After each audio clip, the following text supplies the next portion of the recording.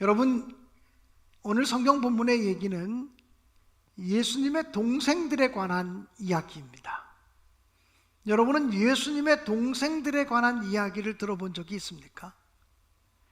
예수님에게 동생이 있었다고 이것이 이상하게 느껴지고 당황스럽게 받아들여지는 분들은 없으신지요?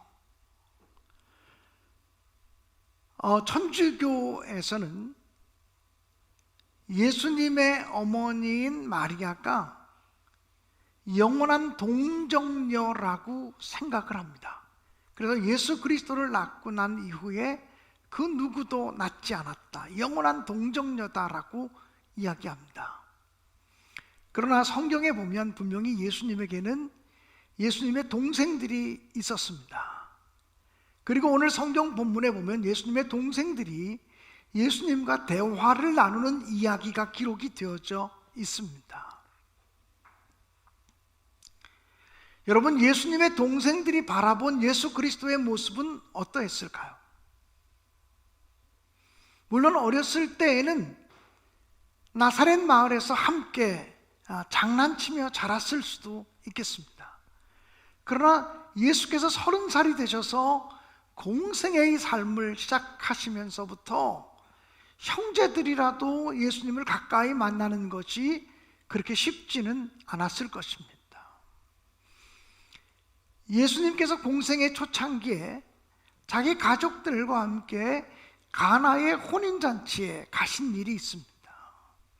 그때 예수님의 제자들까지 초청을 받은 잔치 자리였으니 틀림없이 예수님의 형제들도 함께 초청받지 않았을까 하는 생각을 갖습니다. 그 가나의 혼인잔치에서 물이 변하여 포도주가 되게 하는 기적을 예수께서 베풀었을 때 동생들은 자기 형 예수에 대해서 얼마나 긍지를 느끼고 자랑하는 마음을 갖게 되었을까요? 보리떡 5개와 물고기 2마리로 5,000명을 먹이고도 12광주리를 거두는 오병이어의 기적을 일으키셨을 때 그 모습을 바라보면서 예수의 동생들은 얼마나 놀랐고 또 얼마나 흥분했을까요?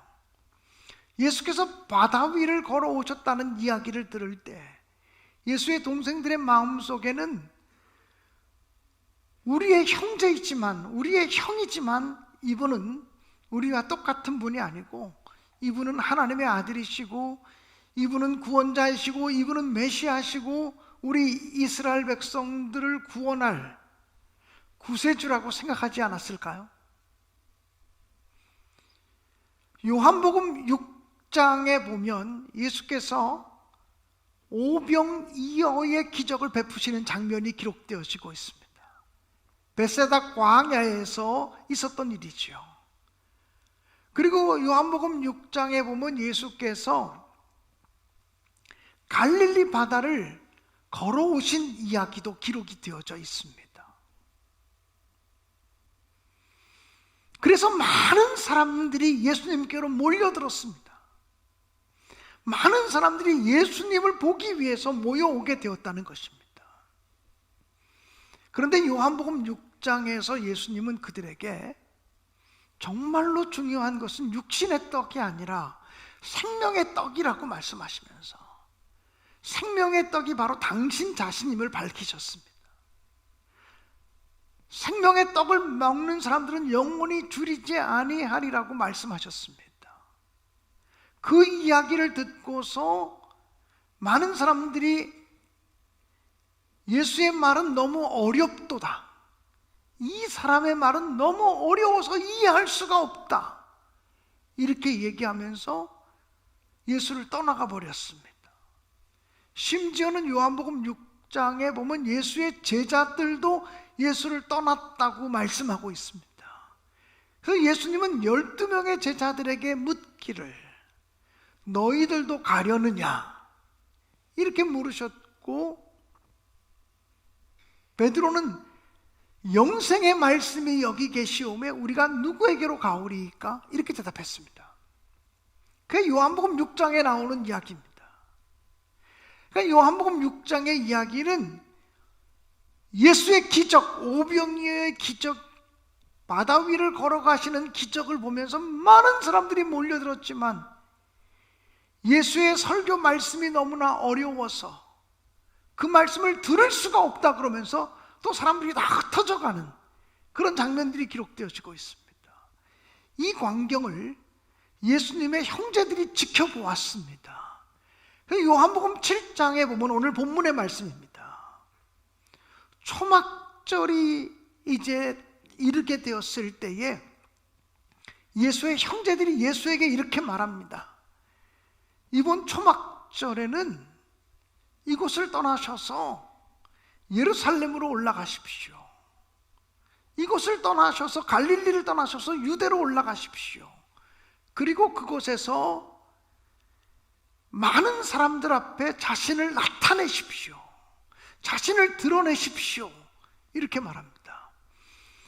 그러니까 이 예수님의 형제들, 예수님의 동생들의 고민은 뭐냐면 예수님께로 그렇게 많은 사람들이 몰려왔었는데 예수님 말씀이 듣기 어렵다고 해서 다 떠나가는 모습들, 썰물처럼 떠나가는 모습들을 보면서 마음에 조바심을 느낀 것입니다. 이러면 안 되는데. 그리고 예수님에게 빨리 유대로 가시고 예루살렘으로 가셔서 초막절의 명절을 새로 예루살렘으로 올라가셔서 자기를 나타내시라고 그렇게 이야기합니다. 초막절은 유대인의 3대 명절 중에 하나입니다. 그리고 이 3대 명절이 되면 유대인 중에 성인 남자는 무조건 예루살렘에 올라가서 명절을 지켜야 하는 전통이 있었습니다. 그러니까 예루살렘에 가서 사람들이 많이 모이는 곳에서 오병이어의 기적 같은 거 한두 개만 일으키면 사람들을 모으는 것은 문제가 아닐 것이라고 생각했던 것 같습니다. 이 베세다 광야에서 오병이어의 기적을 일으킬 것이 아니라 사람들이 많이 모이는 곳에 가서 오병이어의 기적도 권능도 능력도 일으키시면 좋겠다고 생각을 해서 그렇게 말씀한 거죠. 그러니까 형제들은 예수님의 주변에서 사람들이 떠나가는 것을 안타깝게 여겨서 그렇게 얘기했는데 예수님은 내 때가 아직 이르지 아니했다 이렇게 말씀하시면서 이번 초막절에는 올라가지 않겠다 이렇게 말씀하시는 장면이 기록되어지고 있습니다. 그리고는 오늘 성경 본문 5절에 보면 예수의 형제들이 그렇게 얘기한 것은 그들이 비록 예수의 형제들일지라도 예수를 믿지 아니함이었더라 이렇게 기록하고 있습니다. 여러분, 예수의 형제들이 예수를 믿었기 때문에 예수를 따라왔고 예수를 사랑하기 때문에 예수님이 많은 사람들에게 높임받고 많은 사람들에게 존경받고 많은 사람들에게 자기 형 예수가 드러나기를 원해서 그렇게 얘기한 것입니다. 그러니까 형제들의 입장에서는 다 예수님을 위해서 한 얘기입니다. 그런데 성경은 그들이 비록 예수의 형제들이었을지라도 예수를 믿지 아니함이었더라 이렇게 기록하고 있습니다. 예수의 형제들은 예수님이 가시는 길을 몰랐습니다. 예수님이 가시는 길은 넓은 길이 아니라 좁은 길이었습니다.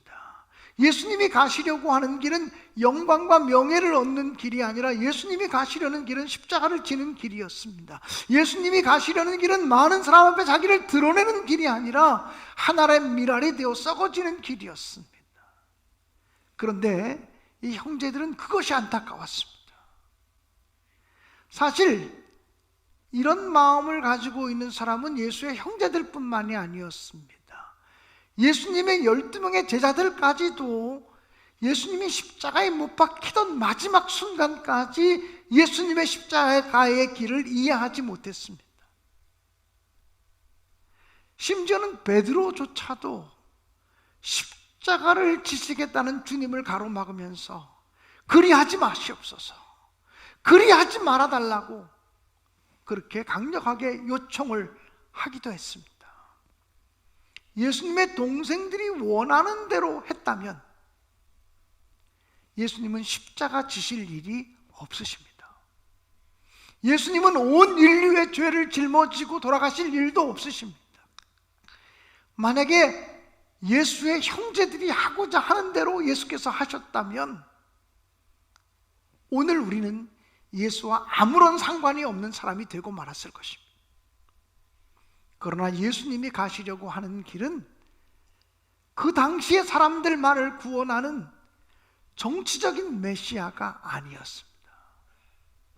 죄의 매인 인간들을 죄의 사슬로부터 풀어주기 위한 구원의 사역, 구속의 사역이었다고 하는 사실입니다. 예수의 형제들, 예수의 동생들이 사람들이 예수님에게 몰려왔다가 떠나가는 것을 보고 안타깝게 여기고 조급한 마음을 갖게 된 것에 대해서 성경은 그들이 믿음이 없었기 때문이다라고 진단합니다. 믿음이 없으면 사람이 누구나 조급한 마음을 갖게 됩니다. 또 믿음이 없으면 사람은 누구나 낙심하게 되고 절망하는 일들이 많아집니다. 그러나 믿음을 가지고 살면 하나님이 나에 대해서, 하나님이 우리에 대해서, 하나님이 우리 가정에 대해서 가장 아름답고 좋은 설계도를 가지고 있다고 하는 것을 의심하지 않기 때문에 하나님이 우리를 어느 방향으로 인도하든지 인도하는 방향에 대해서 순종하는 마음을 갖게 된다는 것입니다. 사랑하는 여러분, 저는 성경을 읽다가 전도서의 말씀을 읽다가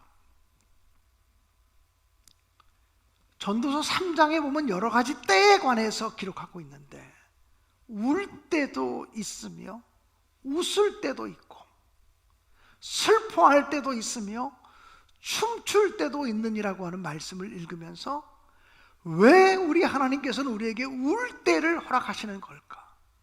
하나님이 정말 우리를 지키고 하나님이 정말 우리를 사랑하시고 하나님이 정말 우리를 인도하신다면 울지 않는 방향으로 웃을 수 있는 쪽으로만 우리를 인도하시지, 슬픔이 아니라 춤추는 곳, 기쁨이 있는 곳으로만 우리를 인도하시지, 왜 때를 따라 하나님이 우리를 울음 속으로 그리고 슬픔 속으로 몰아넣으시는 걸까? 사랑하는 여러분, 시편 126편에 보면 울며 씨를 뿌리는 자는 기쁨으로 단을 가지고 돌아오리로다라고 말씀하셨습니다. 때를 따라 울면서 씨를 뿌려야 될 때는 힘들고 어렵고 괴로워도 울면서 씨를 뿌리는 것을 마다하지 않아야 진짜 웃을 수 있을 때 웃게 되어진다라고 하는 말씀입니다. 사랑하는 여러분, 때를 따라 하나님께서 우리에게 울음을 주실 때가 있습니다. 수고를 주실 때가 있습니다. 때를 따라 우리는 그런 하나님의 모습이 이해되지 않고 답답하게 느껴집니다. 우리는 하나님이 능력이 있고 권능이 많다는 걸 충분히 인정합니다. 누가 뭐래도 하나님은 창조주시고 능력이 있고 권능이 있고 하나님 말씀하시면 그대로 되어질 거고, 하나님은 돈이 없는 것도 아니고 능력이 없는 것도 아니고 권세가 없는 것도 아님을 우리는 모두 압니다. 그런데 그 하나님이 어떤 때는 정말 답답하게 느껴집니다. 하나님이 이렇게만 하시면 다 해결될 텐데, 하나님이 한 번만 손을 쓰시면 다 해결될 텐데 왜 하나님은 그렇게 행하시지 않는가? 그런 하나님에 대해서 답답함을 느낄 때가 있습니다. 여러분은 안 그렇습니까? 저는 목회하면서도 하나님 너무하셔요. 하나님이 한 번만 손 쓰시면 끝나잖아요.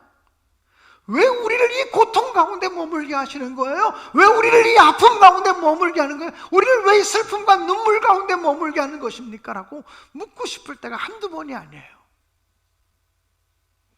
그러나 성경을 읽고 묵상하면서 분명히 깨달아지는 마음은 하나님이 나보다 완벽하시고 하나님이 나보다 온전하시다고 하는 믿음이에요. 그래서 내가 원하는 때에 응답이 이루어지는 것이 아니라 하나님의 시간에 하나님의 때에 응답이 되어지는 것이고, 내가 원하는 방향으로 가는 것만 것만이 축복이 아니라 하나님이 원하시는 방향으로 순종하며 나아가는 것이 진정한 의미의 축복이요 성취요 열매라고 하는 사실을 깨닫게 됩니다. 사랑하는 여러분, 그러기 때문에 하나님을 온전하게 신뢰하는 사람은 낙심하지 않습니다.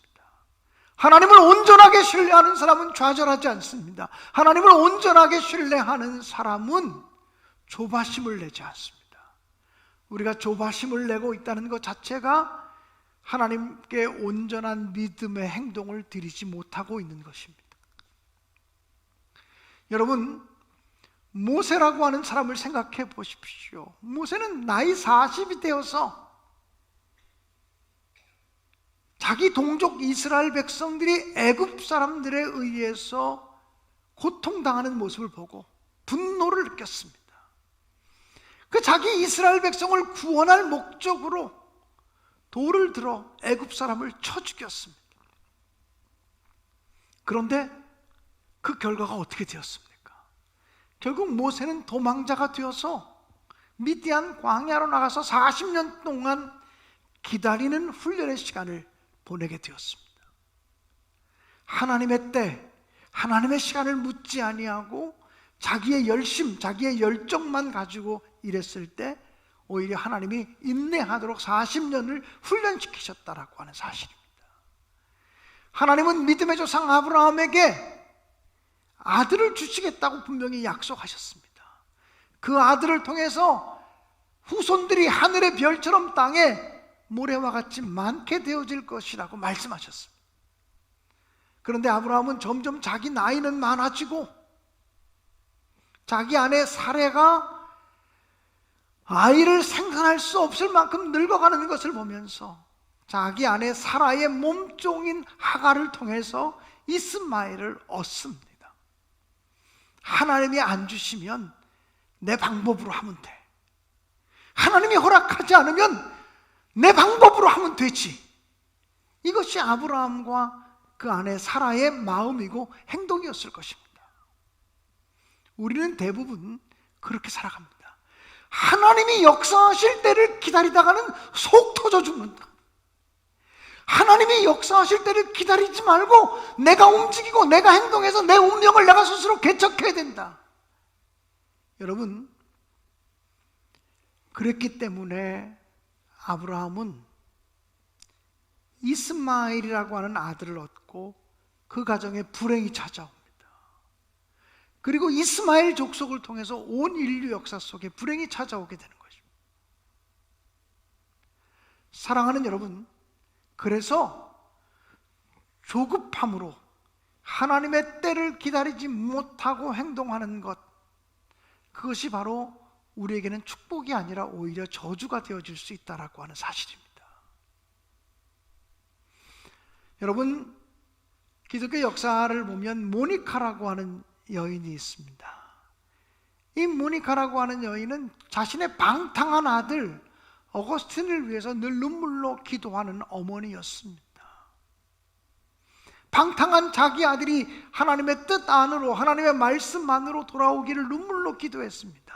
아무리 기도해도 자기 아들이 돌아오지 않자 암브로시우스라고 하는 주교를 찾아가서 자기 아들이 눈물로 기도해도 돌아오지 않으니 어떻게 하면 좋으냐고 상담하게 됩니다. 그때 암브로시우스는 이야기하기를, 어머니가 눈물로 기도한 자녀는 결코 망하는 법이 없습니다라고 이야기해 줍니다. 어머니가 눈물을 흘리며 기도하는 자녀가 망하는 법은 없다. 여러분, 이 사실을 믿습니까? 아무리 내 자식이, 내 자녀가 내 뜻대로 되지 않아도 눈물을 흘리며 자녀를 위해서 기도하면 하나님이 결코 망하지 않게 하실 줄로 믿습니다. 모니카가 눈물로 기도했을 때 그 아들이 어떻게 되었습니까? 기독교 2000년 역사 속에 성자라고 일컬어지는 어거스틴이 바로 그 아들입니다. 기독교 초기 신학을 형성했던 대표적인 사람입니다. 어쩌면 오늘날 기독교는 어거스틴의 신학 위에 존재해 있다라고 얘기할 수도 있습니다. 사랑하는 성도 여러분, 정말로 저와 여러분 우리 한 사람 한 사람이 하나님의 가장 완벽한 시간, 하나님의 가장 아름다운 시간을 믿으면서 오늘을 인내하고 주님을 따라갈 수 있는 믿음의 사람들이 되어질 수 있기를 간절히 기원합니다. 너무 조바심 내지 말고 너무 조급해하지 말고 주님을 바라볼 수 있기를 간절히 바랍니다. 어떤 사람이 보석 전문가에게 찾아가서 나도 보석에 대해서 배우고 싶다고 좀 가르쳐달라고 요청을 했습니다. 그러자 그 보석 전문가가 그 젊은이를 바라보면서 이 보석을 골라내는 일은 굉장히 어려운 일이라고, 이거는 젊은이들이 할 수 있는 일이 아니라고, 인내심이 없으면 못한다고. 그랬더니 그 젊은이가 제가 열심히 배우겠다고 사정사정을 해서 간신히 허락을 받고 출근해서 보석을 배우게 되었습니다. 처음 출근한 날 보석 전문가가 비치 원석을 그 청년의 손에 쥐어주었습니다. 그리고 오늘 하루 종일 이 원석을 들고 있으라고 얘기했습니다. 그리고는 아무것도 시키지 않고 자기 혼자 일을 합니다. 둘째 날에도 출근하니까 비치 원석을 손에 쥐어주면서 이것만 쥐고 있으라는 겁니다. 셋째 날도 넷째 날도 그 원석만 쥐고 있으라는 겁니다. 그보다 며칠 더 지나고 난 다음에 이 젊은이가 조바심이 나서 도저히 참을 수가 없고 견딜 수가 없습니다. 아니 이 돌멩이만 쥐고 있다고 뭐가 어떻게 되나. 그래서 무언가 한마디를 좀 하려고 하는데 보석 전문가가 돌멩이 하나를 더 주면서 이것도 쥐고 있으라고 얘기합니다. 얼떨결에 그 돌멩이를 딱 받아 쥐었는데 그 돌멩이를 받자마자 이 청년이 이렇게 얘기합니다. 선생님, 이거는 비치 원석이 아니네요. 그 돌멩이를 쳐다보지도 않고 돌멩이를 만지자마자 선생님, 이거는 비치 원석이 아니네요 라고 말합니다. 그러자 그 선생님이 말하기를 이제야 비로소 자네도 보석에 대해서 눈이 뜨기 시작했군, 이렇게 얘기했다는 것입니다. 보석의 질감, 보석의 온도, 보석의 느낌, 이것을 모르고서는 보석을 알 길이 없다라고 하는 것이죠. 많은 시간 기다리고 인내해서 배우기 시작했다라고 하는 사실입니다. 사랑하는 성도 여러분, 하나님의 시간이 가장 완벽한 시간입니다. 우리는 하나님의 시간을 기다리지 못해서 그르치는 경우들이 얼마나 많은지 모릅니다. 눈물을 흘려야 될 때는 흘립시다. 수고해야 될 때는 수고합시다. 아파해야 될 때는 아파합시다. 하나님이 나를 버리신 것이 아니라 더 놀라운, 더 위대한 하나님의 계획이 펼쳐질 것이라고 하는 믿음을 가지시고 가장 온전하신 하나님을 신뢰하며 나가는 저와 여러분, 우리 모두가 되어질 수 있기를 간절히 바랍니다. 성전을 건축하고 나니까 사람들이 만나기만 하면 이런 인사를 합니다. 아유, 신내교회가 성전을 예쁘게 잘 건축했는데 코로나를 만나서 어떡해요. 또 어떤 사람은 성전을 잘 건축했으니까 그래도 사람이 많이 찾아오죠. 교회 많이 부흥하셨죠. 이렇게 얘기합니다. 목사들끼리 만나기만 하면 교회가 얼마나 부흥됐냐고 묻습니다. 제가 36년 전에 개척교회를 했는데요, 개척교회를 할 때 본교회 교인들을 만나기만 하면 전도사님 교회가 얼마나 부흥됐어요. 개척교회가 부흥되는 게 얼마나 어려운데, 한 생명 구원하는 게 얼마나 어려운데 만날 때마다 몇 명 모이냐고, 얼마나 부흥했냐고, 교회 예산은 얼마냐고 이렇게 묻습니다. 목사인 제가 교인들 숫자, 교회 예산이 제 성적표 같은 느낌을 받곤 합니다.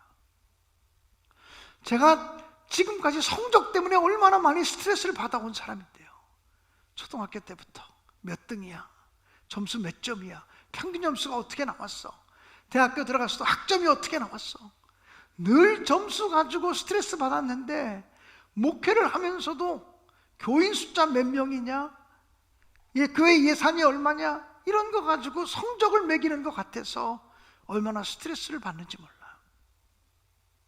그럴 때마다 제 마음에 결심하는 것들이 있습니다. 조급해하지 마라. 조급해하지 마라. 부흥은 너의 힘으로 이루는 것이 아니다. 부흥은 하나님의 때에 하나님의 방법으로 이루어지는 것이다. 저는 이 사실을 분명히 믿습니다. 그러므로 사랑하는 여러분, 주님은 저에게 이렇게 말씀하십니다. 부흥을 위해서 일하지 말고 한 영혼을 위해서 일하라. 부흥을 위해서 꿈꾸지 말고 한 영혼을 지도자로, 한 영혼을 제자로 세우기 위해서 힘쓰는 삶을 살아라고 하는 음성을 듣게 됩니다. 사랑하는 여러분, 부흥을 얘기하다 보면 한 사람 한 사람이 무시될 수 있습니다. 한 사람 한 사람이 소외될 수 있습니다. 숫자 쪽에 묻혀버릴 수 있습니다. 우리가 정말 소중하게 여기게 되는 것은 교회 부흥은 하나님이 주시는 것이고, 우리가 해야 될 일은 한 사람 한 사람에 대한 지극한 애정과 사랑을 가지고 기도하고 섬기고 세워주는 일입니다. 조급한 마음을 가지면 자녀 교육도 성공할 수 없습니다. 자꾸 입으로만 가르치려고 합니다. 조급한 마음을 가지면 남편에게도 아내에게도 자꾸 잔소리를 하게 됩니다. 말로 자꾸 사람을 바꾸려고 합니다. 저도 그런 유혹을 받습니다. 말로 목회하고 싶은 유혹을 받습니다. 조금만 서운한 일이 생기면 강단에서 말하고 싶은 욕구를 느낍니다. 근데 저는 마음속에 늘 그런 고백을 가지고 있습니다. 이 거룩한 강단에서 목사의 서운한 감정이 표출되지 않기를 굉장히 바라고 있습니다. 적어도 김광현 목사님은 늘 강단에 올라올 때마다 하나님, 누구 한두 사람을 책망할 목적으로 설교하진 않게 해주세요. 나를 아무리 힘들게 하는 사람이 있어도 그 사람을 책망할 목적으로 이 거룩한 강단을 훼손하진 않게 해주세요. 이렇게 늘 기도하면서 강단에 올라옵니다. 제가 준비한 설교를 읽어가면서 혹시 이 설교를 행할 때 이 설교를 듣고서 상처받고 실망할 사람이 있을까 없을까를 바라보면서 설교 원고를 마무리합니다. 말로 목회하고 싶은 마음이 들지만 저는 무릎 꿇는 것이 훨씬 빠르다고 느낍니다. 다른 사람을 변화시키는 것보다 내가 변화되는 것이 훨씬 빠르다고 느낍니다. 사랑하는 성도 여러분, 다른 사람을 변화시키려고 하지 마십시오. 내가 변화되는 것, 주 앞에서 내가 새로워지는 것이 훨씬 빠른 방법이라고 하는 사실을 기억하십시오. 자녀도 남편도 아내도 말로 바꾸려고 하지 말고 주님 앞에 무릎 꿇고 주님을 바라보는 방법으로 완전하신 하나님이 역사하실 시간을 인내로서 기다리는 여러분이 되시기를 주님의 이름으로 간절히 축원합니다. 이 설교를 준비하면서 아주 오래전, 아마 청년 시절부터 불렀던 복음성가가 생각이 났습니다. 주님의 시간에라고 하는 복음성가인데, 그 성가를 찾아서 가사를 옛날 가사로 부르다가 보니까 우리 찬송가에 그 가사가 새로 들어온 것을 제가 뒤늦게 발견하게 되었습니다. 그리고 그 가사를 이제 여러분에게 한번 소개시켜 드리고 싶습니다. 한번 보실까요? 주님의 시간에 아름답게 모든 것 변하리, 주님 나의 갈 길을 인도하여 주시니 주의 뜻을 따라서 살리라. 주님의 시간에 아름답게 모든 것 변하리, 나의 정성 다하여 주를 찬송하오니 주의 뜻을 이루어 주소서. 우리 주님의 시간을, 너무나 완벽하신 주님의 시간을 기다리는 마음으로 찬송가 주님의 시간에 라고 하는 찬양을 이 시간 함께 부를 수 있기를 원합니다.